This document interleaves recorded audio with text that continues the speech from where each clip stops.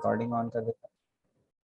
ठीक है, तो आज की क्लास में हम सीखेंगे कि किस तरह से हम HTML की मदद से एक रजिस्ट्रेशन फॉर्म क्रिएट कर सकते हैं और कुछ नए टैग्स के बारे में भी जानेंगे जो बहुत ही यूज़फुल है हमारे लिए। तो सबसे पहले मैं मेरी एक नई फाइल क्रिएट कर देता हूँ जिसका नाम मैं रख देता हूँ फॉर्म रजिस्ट्रेशन रख देता हूँ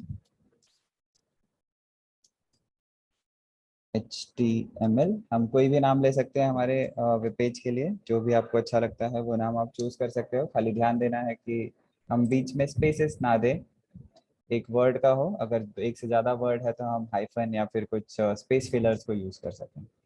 तो ट्राई करेंगे कि हम एक वर्ड के नाम दें और एंटर करते ही मेरी रजिस्ट्रेशन डॉट HTML की पेज जो है वो बन जाएगी। अब मुझे यहाँ पे कोड लिखना है जो मेरी बेसिक हर एक पेज की रिक्वायरमेंट होती है। उसे लेने के लिए जो हमारे को VS कोड जो एक शॉर्टकट देता है एमिट एब्रिवेशन की मदद से, उसके लिए मैं एक्सक्लेमेशन टाइप करूंगा जो कि मेरे वेब पेज के स्टार्टिंग टैग का फर्स्ट कंपोनेंट होता है। और जैसे ही मैं टैब बटन पे हिट करूंगा मेरा जो रेडीमेड टेम्पलेट है वो मेरे सामने आ जाएगा। ओके, जो बहुत ही बेसिक टेम्पलेट है जिसके बारे में हम बहुत सारी बातें जान चुके हैं। ये मेरा टाइटल मैं चेंज कर देता हूँ। मेरे पेज का टाइटल होगा रजिस्ट्रेशन पेज। ओके, तो मैंने टाइटल चेंज कर ली है। अगर मुझे चेक करना है सब कुछ सही वर्क कर रहा है, मैं इसे लाइव सर्वर पे रन कर सकता हूँ। और लाइव सर्वर पे मैं देख रहा हूँ कि ये जो मेरा पेज है वो registration.html पेज है जो मुझे यहाँ पे मेरे वेबसाइट के URL में दिखाई दे रहा है। और सिंस हमने अपने पेजेस पे कुछ भी नहीं लिखा है, पूरी बॉडी इसकी ब्लैंक है।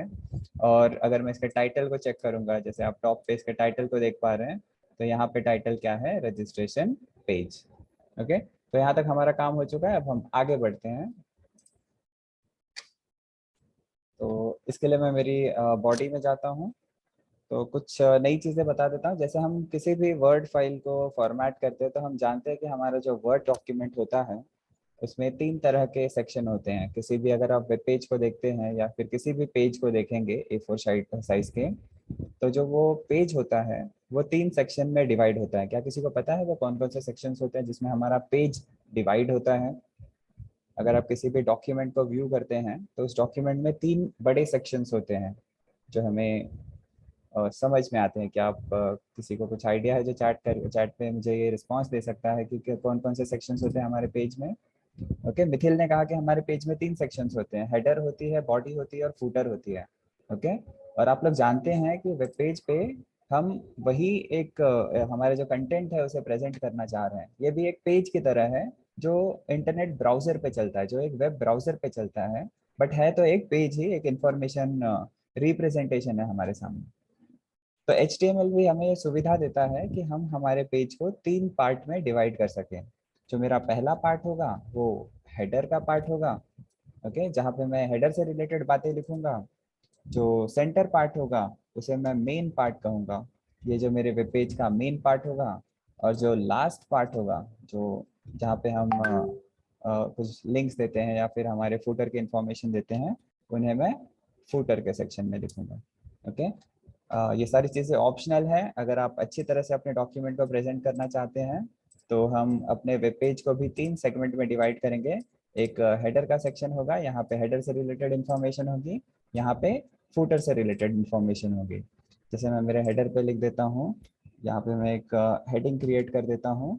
ओके, यहाँ पे लिखता हूँ कि ये क्या है, एक रजिस्ट्रेशन पेज है,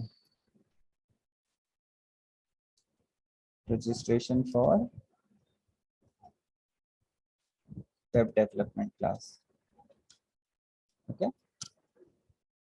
तो मैंने यहाँ पे एक हेडर क्रिएट कर दिया। अगर मैं इसे सेव करूँगा और मेरे आउटपुट को व्यू करूँगा तो आप देखेंगे इस तरह से मेरा हेडिंग मुझे इस तरह पे मेरे पेज पे दिखाई दे रहा है। ये हेडिंग काफ़ी बड़ी दिखाई दे रही है, बट हम इसके साइज़ को कम या ज़्यादा कर सकते हैं। उसके लिए हम CSS सीखेंगे कुछ ही क्लास में, अगली क्लास में। तो इस तरह से हमारा हेडर रेडी है। हेडर के बाद अगर मुझे चाहिए कि मैं एक हॉरिजॉन्टल लाइन का ब्रेक दे दूँ, तो हेडर सेक्शन में आफ्टर रजिस्ट्रेशन पेज मैं एक HR टैग को यूज़ कर देता हूँ और कुछ इस तरह से मेरा पेज दिखाई देगा। तो ये मेरे हेडर के सेक्शन रेडी हो गए। उसी तरह से फूटर के फूटर में मैं कुछ इन्फॉर्मेशन दे देता हूँ। पहले मैं एक सेक्शन सेगमेंट क्रिएट कर देता हूँ जो बताएगा कि यहाँ से मेरा फूटर स्टार्ट हो रहा है। और यहाँ पे मैं एक सिंपल सिंपल सिंपल एक पैराग्राफ लिख देता हूँ कि कॉन्टैक्ट अस एट, सपोज हम कोई भी एक रैंडम आईडी दे देते हैं, care@IT guruji.com। ओके,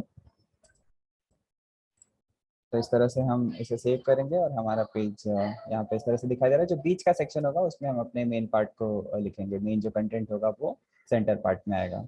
तो इस तरह से हम अपने डॉक्यूमेंट को फॉर्मेट करने के लिए हमारे वेब पेज को 3 लॉजिकल सेगमेंट में डिवाइड कर सकते हैं। जो टॉप सेगमेंट होगा वो हेडर का सेगमेंट होगा, देन मेन जो होगा वो सेंटर है, और जो फूटर होगा वो फूटर की इंफॉर्मेशन को स्टोर करेगा। तो अब हम मेन सेगमेंट में हमारे फॉर्म को क्रिएट करेंगे। मेन फॉर्म बनाने के पहले मैं आपको दो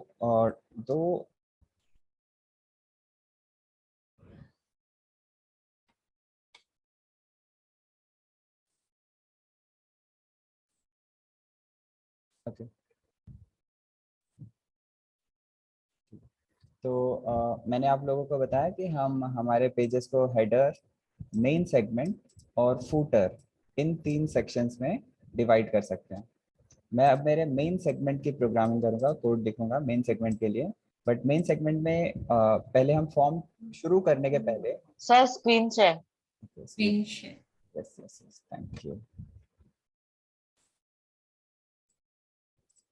स्क्रीन शेयर हो चुकी है, अब आपको मेरी स्क्रीन दिखाई दे रही है?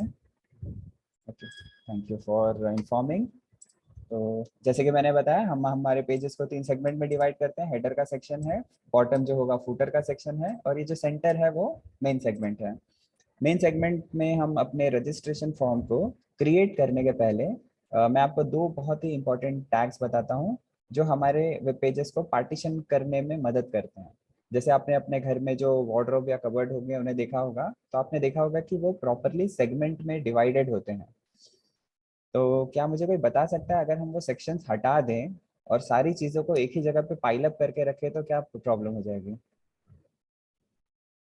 क्यों हम सारी चीज़ों को सेक्शंस में अरेंज करते हैं? जैसे आप लोग जो किचन देखते हैं वो मॉड्यूलर किचन होता है, तो इसमें आपको क्या सुविधा होती है? क्या वो दिखने में अच्छा होता है इसलिए आप उसे सेक्शंस में डिवाइड करते हैं, या उससे हमें कुछ सुविधा भी मिलती है? सर्च करना आसान हो जाता है।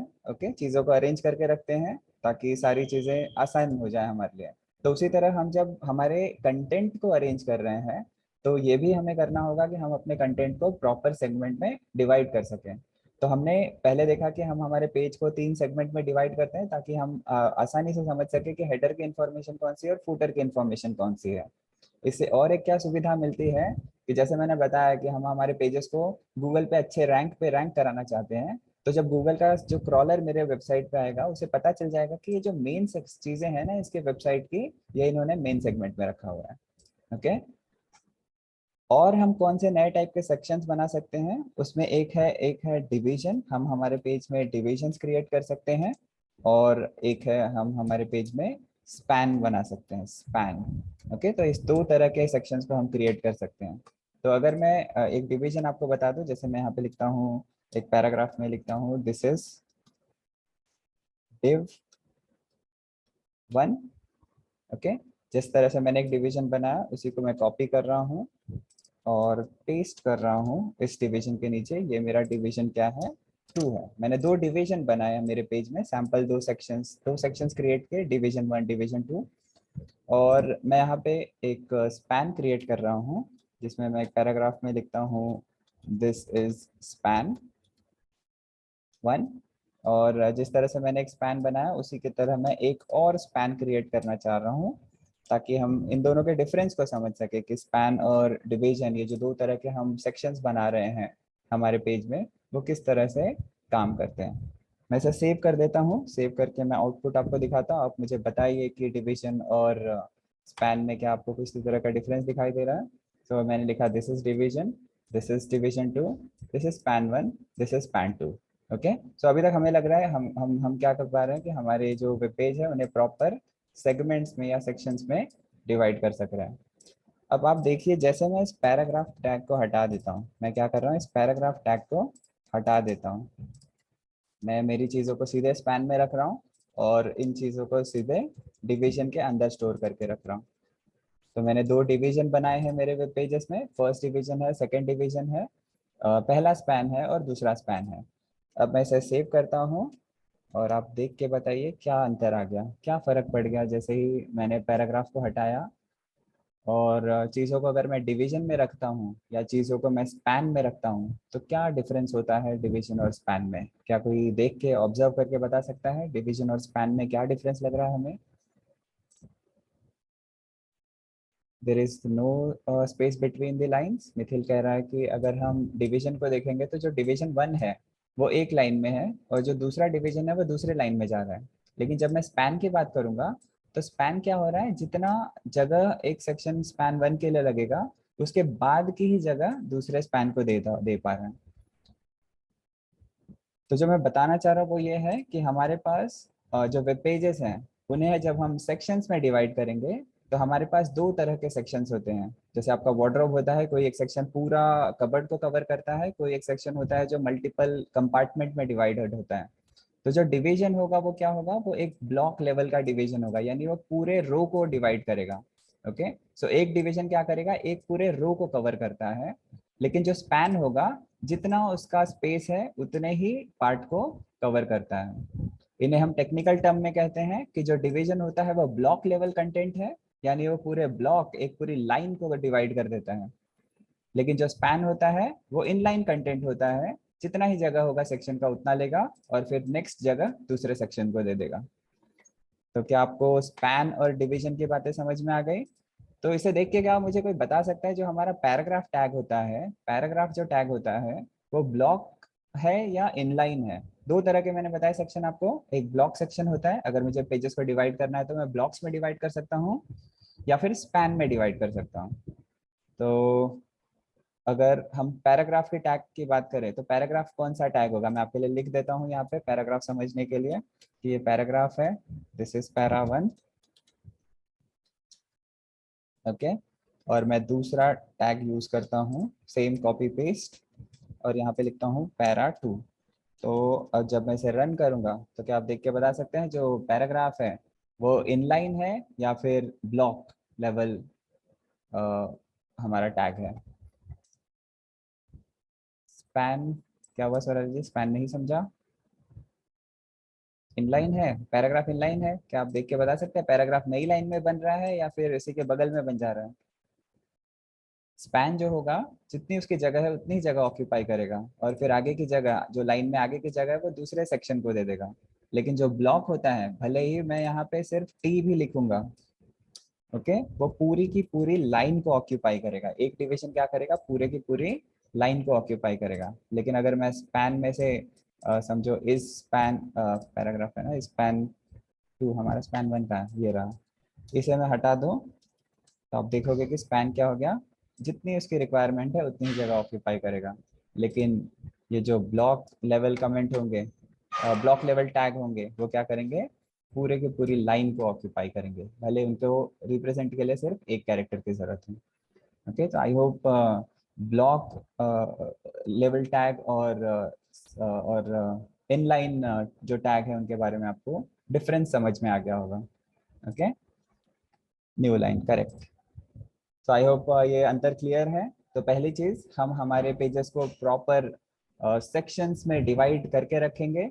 जिस तरह से हमें मॉड्यूलर किचन देखने में अच्छा लगता है, उसी तरह हम भी अपने जो डिटेल्स होंगी उन्हें प्रॉपर सेक्शंस में अरेंज करके रखेंगे। और दूसरी चीज कि हमारे पास दो तरह के सेक्शंस हैं, या तो हम पूरी की पूरी लाइन को डिवाइड कर दे एक सेक्शन बना के, या फिर एक लाइन में मल्टीपल छोटे छोटे सेक्शंस को बना सकते हैं। ठीक है, तो अगर आपको ये डिफरेंस क्लियर है तो हम अब आगे की तरफ बढ़ेंगे।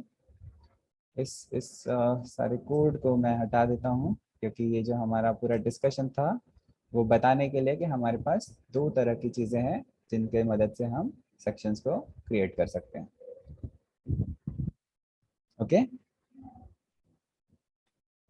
तो अगर आपको ये बात समझ में आ गई प्लीज यस टाइप कीजिए, और फिर हम आगे अपने रजिस्ट्रेशन फॉर्म की तरफ बढ़ते हैं।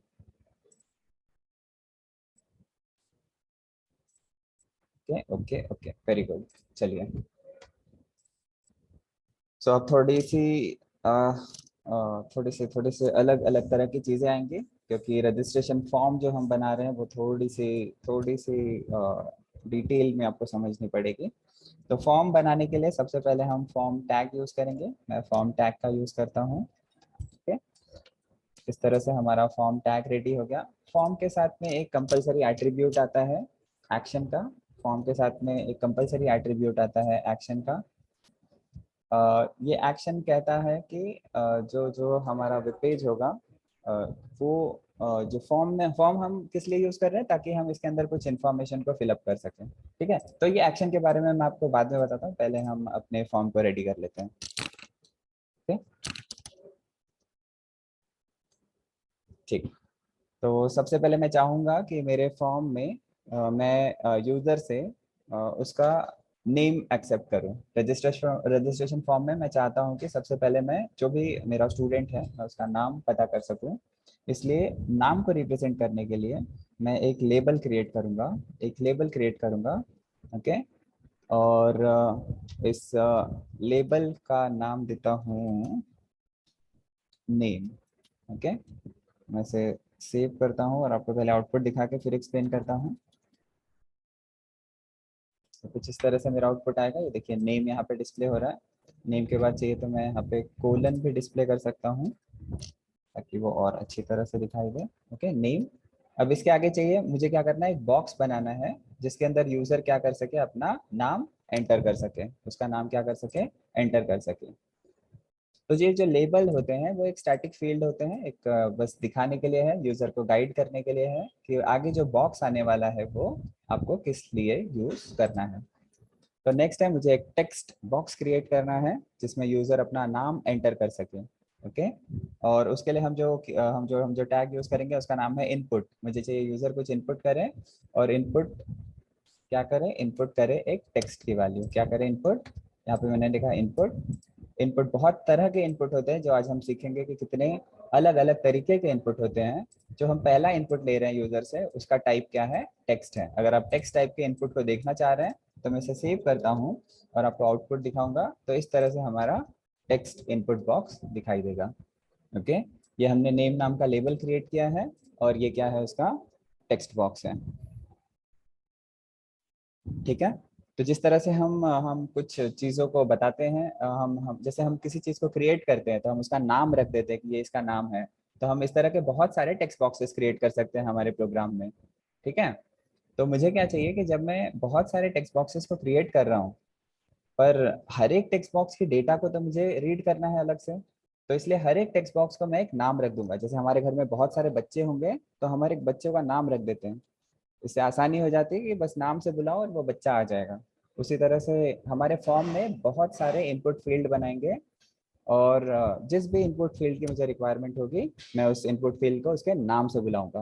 ओके, तो जिस तरह से हमने टाइप दिया, टाइप के बाद में मैं क्या कर सकता हूँ, मेरे मेरे इस टेक्स्ट बॉक्स को एक नेम असाइन कर सकता हूँ कि इसका नाम क्या है।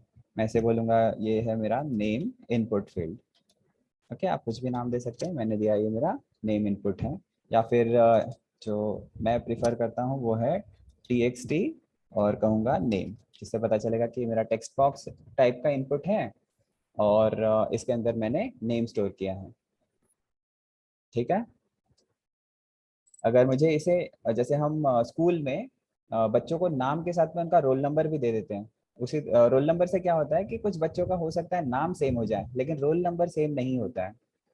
उसी तरह से हो सकता है कि टेक्स्ट बॉक्सेस में दो सेम नेम के टेक्स्ट बॉक्स बन जाए, लेकिन मैं क्या कर सकता हूँ, उन्हें एक आईडी दे सकता हूँ। मैं क्या कर सकता हूँ, उन्हें आईडी दे सकता हूँ, और ये आईडी क्या होगी, उनकी यूनिक होगी। मैं इसे कहूँगा ये क्या है, नेम। ठीक है, टी एक्सटी नेम वन दे देता हूँ कि ये टी एक्सटी नेम वन वाला मेरा टेक्स्ट बॉक्स है। तो ये सारी चीज़ें यूज़ करेंगे जब हम आगे जावा स्क्रिप्ट के बारे में सीखेंगे, कि अगर मुझे किसी टेक्स्ट बॉक्स की वैल्यू को रीड करना है तो हम उसके आईडी या तो उसकी नेम की मदद से पता कर सकते हैं कि यूजर क्या टाइप कर रहा है हमारे टेक्स्ट बॉक्स के अंदर। ठीक है, ये सेव जब मैं करूंगा और आउटपुट को चेक करूंगा तो कुछ डिफरेंस आपको नहीं मिलेगा, क्योंकि हमने जो भी सारी चीजें की है ये बैकग्राउंड वर्क के लिए है। हम इस टेक्स्ट बॉक्स को एक नाम और एक आईडी के थ्रू रिप्रेजेंट कर रहे हैं। ओके, और हमें क्या करना है, ये जो नेम का लेबल है ना वो इस टेक्स्ट बॉक्स को बिलोंग करता है। ये जो नेम का लेबल है ये इस टेक्स्ट बॉक्स को बिलोंग करता है। तो मैं लेबल के फॉर के सेक्शन में या तो टेक्स्ट बॉक्स की आईडी या तो टेक्स्ट बॉक्स का नाम लिख देता हूँ। तो यहाँ पे मैं लिख दूंगा नाम, कि ये txt नेम जो टेक्स्ट बॉक्स है उसका लेबल है, उसका लेबल है। तो आप लोग को लेबल के बारे में पता ही होगा, लेबल किसी चीज को रिप्रेजेंट करता है, और ये जो लेबल है वो नेम जो टेक्स्ट बॉक्स है उसके लिए बनाए गए हैं। ठीक है, अब इसे चाहिए तो मैं सेपरेट डिवीजन में रख देता हूँ ताकि नेम के बाद में मैं न्यू लाइन में जा सकूँ। तो इसे मैं डिवीजन में डाल देता हूँ। एक मिनट। हाँ,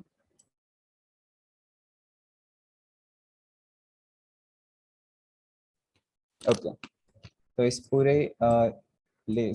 पूरे लेवल को मैं एक डिवीजन में पैक कर देता हूँ।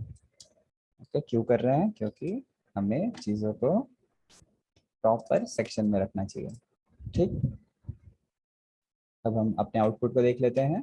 तो इस तरह से हमारा पहला पूरा सेक्शन रेडी है, जिसके अंदर मैं यूजर से उसका नाम लूंगा।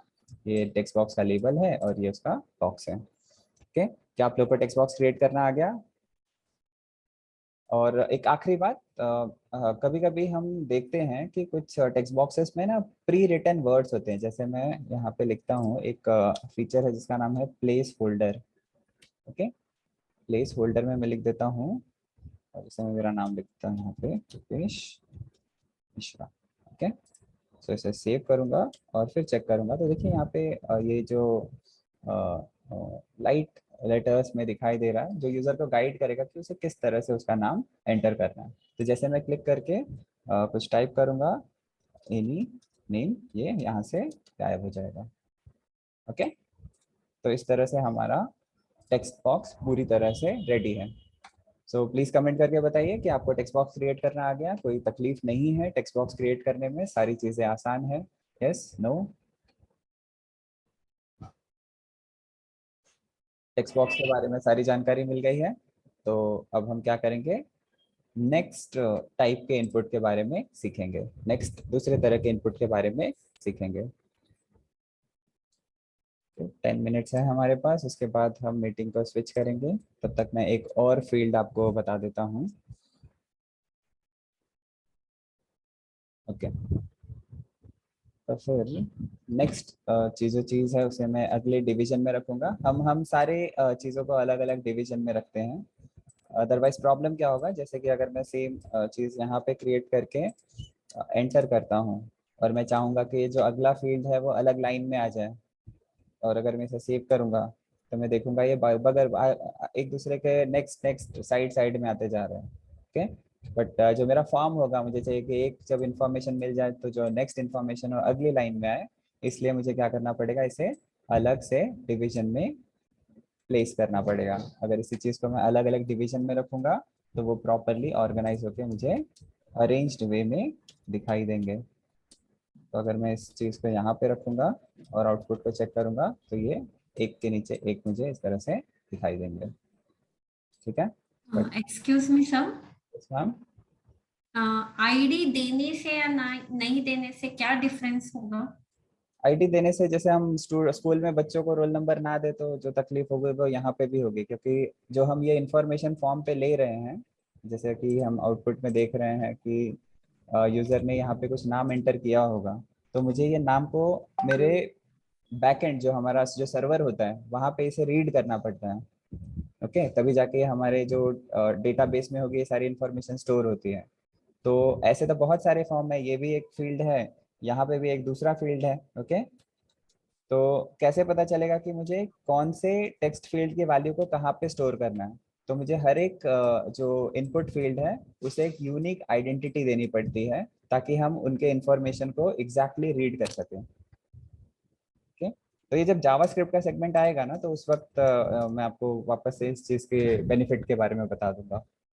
ओके, बट फिलहाल हमें समझना है कि हमें अच्छी तरह से अगर एक टेक्स्ट बॉक्स को क्रिएट करना है या किसी भी इनपुट फील्ड को क्रिएट करना है तो उसका नाम और उसके आईडी को देना जरूरी है। नेम एक बार नहीं दोगे चलेगा, बट आईडी जरूरी है। Yes ma'am. सर एक डाउट है। हाँ हाँ बोलो। सर अब इसमें है वो क्या बोलते हैं पेज पे आवाज बहुत कम आ रही है, आवाज बहुत लो है। हेलो सर, आवाज आ रही है अभी? हाँ अभी आ रही है, बोलो। हाँ सर, वो वेब पेज पे है अभी दो टेक्स्ट बॉक्स के बीच में मुझे टैब डालना है तो ब्रेक टैग यूज करना होगा ना?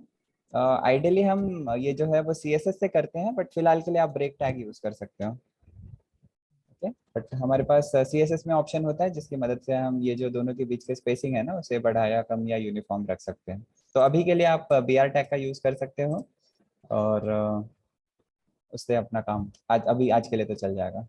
ठीक है, ओके देन।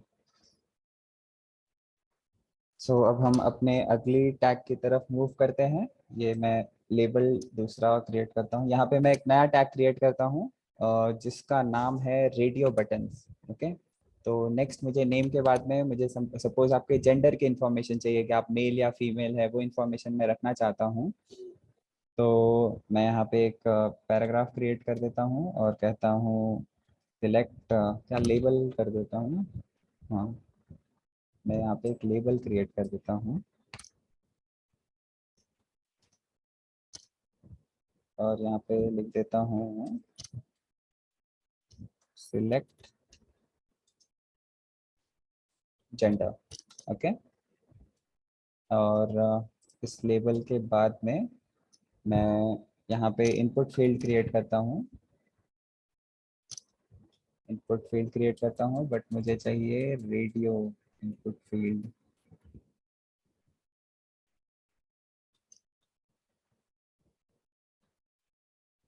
ओके, तो इस तरह से आएगा इनपुट टाइप रेडियो। ये मैं किस तरह के बटन को यूज कर रहा हूँ, किस तरह के इनपुट फील्ड को यूज कर रहा हूँ जिसका टाइप टेक्स्ट नहीं है, ये टेक्स्ट बॉक्स नहीं है, ये क्या है, एक रेडियो बटन है। मैं आपको बताता हूँ रेडियो बटन के बारे में। मैं इसका नाम रख देता हूँ, इसका नाम रख देता हूँ जेंडर। ओके, और इसको आईडी अभी दे देता हूँ फिलहाल के लिए, नहीं तो कोई ज़रूरत नहीं फिलहाल। अभी हम इन सब चीज़ों को बाद में देखते हैं, अदरवाइज आप कंफ्यूज होंगे। ओके, और ये मेरा जो रेडियो बटन है वो एक क्रिएट कर रहा हूँ। कुछ गलत है, हाँ ठीक है। ओके, सो रेडियो बटन्स के साथ में उनके लेबल उनके बाद में आते हैं। Sorry for the confusion. तो यहाँ पे मैं उसका लेबल लिख देता हूँ कि इस जो रेडियो बटन का लेबल क्या है, मेल है। ओके, और यहाँ पे हम सही कर रहे थे, मैं एक पैराग्राफ में लिख देता हूँ सिलेक्ट जेंडर। ओके, तो आपने जेंडर का सिलेक्शन का टैब देखा होगा कि इस तरह से दो ऑप्शन होते हैं, मेल या फीमेल पे, उनमें से हमें एक को चूज करना होता है। तो मैंने एक पैराग्राफ डिस्प्ले किया सिलेक्ट जेंडर, और उसके बाद में मैं क्या कर रहा हूँ, एक रेडियो बटन क्रिएट कर रहा हूँ जिसका नाम मैंने जेंडर रखा हुआ है और उसके लेबल को मैंने मेल दिया हुआ है। और ये जो लेबल है वो बिलोंग करता है जेंडर को। ये जो लेबल है वो बिलोंग करता है जेंडर को। ओके, और इसी तरह से मैं एक और रेडियो बटन को क्रिएट कर देता हूँ फीमेल के लिए। ओके, यहाँ पे मुझे क्या करना है, इसे चेंज करके फीमेल करना है और नेम हम सेम रख सकते हैं, कोई प्रॉब्लम नहीं है। और अलग करना है तो अलग भी कर सकते हैं, फिलहाल के लिए ठीक है। या फिर आईडी देके हम डिफ्रेंशिएट कर देते हैं। यहाँ पे मैं आईडी दे देता हूँ इन्हें, इसका आईडी दे देता हूँ रेडियो मेल। और ये जो इनपुट है रेडियो, इसका नाम दे देता हूँ, इसका आईडी दे देता हूँ रेडियो फीमेल। ओके, और ये जो नाम है, ये जो आईडीज है, ये मैं इनके लेबल को असाइन कर देता हूँ ताकि यूनिकली ये लोग एक दूसरे को समझ सकें। ओके, इसे मैं सेव करता हूँ, सेव करके मैं आउटपुट दिखाता हूँ, फिर मैं इन्हें वापस से एक्सप्लेन करता हूँ आपके लिए। तो इस तरह से मैंने सिलेक्ट जेंडर एक पैराग्राफ बनाया हुआ है। ये एक रेडियो बटन है मेल के लिए और एक रेडियो बटन है फीमेल के लिए। यहाँ पे मैं क्लिक करूंगा तो मेल सिलेक्ट हो जाएगा, यहाँ पे से क्लिक करूंगा तो फीमेल सिलेक्ट हो जाएगा। ओके, तो इस तरह से हम अपने रेडियो बटन्स को क्रिएट कर सकते हैं। रेडियो बटन्स की क्या खासियत होती है कि सारे ऑप्शंस में से सिर्फ एक ही ऑप्शन सिलेक्ट होगा, मल्टीपल ऑप्शंस में साथ में सिलेक्ट नहीं कर सकता हूँ। ओके, किस तरह से बनाना है, ये जो नीचे की 2 लाइन्स है वो जरूरी है समझना। ये जो हमारा इनपुट है उसका टाइप रेडियो है, यानी एक रेडियो बटन है जिसका नाम हमने जेंडर रखा हुआ है। नाम हम सेम रख सकते हैं लेकिन आईडी हमें सेम नहीं रखनी है। हर एक रेडियो बटन के लिए मैंने लेबल बनाया हुआ है, यानी कि जब मैं आउटपुट में दिखाऊं तो मेल जो मैंने लिखा हुआ है वो लेबल है और एक्चुअल जो इनपुट फील्ड है वो हमारा रेडियो बटन है। यहाँ पे दूसरा रेडियो बटन है और ये रेडियो बटन का लेबल फीमेल है। आई होप आप लोगों को रेडियो बटन्स के बारे में जानकारी मिल चुकी होगी। why we do even need span when automatically coming one line। Okay ठीक है, मैं बताता हूँ। एक काम करता हूँ, मैं मेरी मीटिंग को एंड करता हूँ और नई मीटिंग स्टार्ट करता हूँ ताकि हम उस मीटिंग में वो ज्वाइन कर सकें। ओके, सो एक ब्रेक है 2 मिनट्स का, मीटिंग एंड कर रहा हूँ, ज्वाइन कर रहा हूँ, तब तक आप सांस लीजिए, रिलैक्स होइए और फिर न्यू मीटिंग को स्टार्ट करता हूँ। ओके।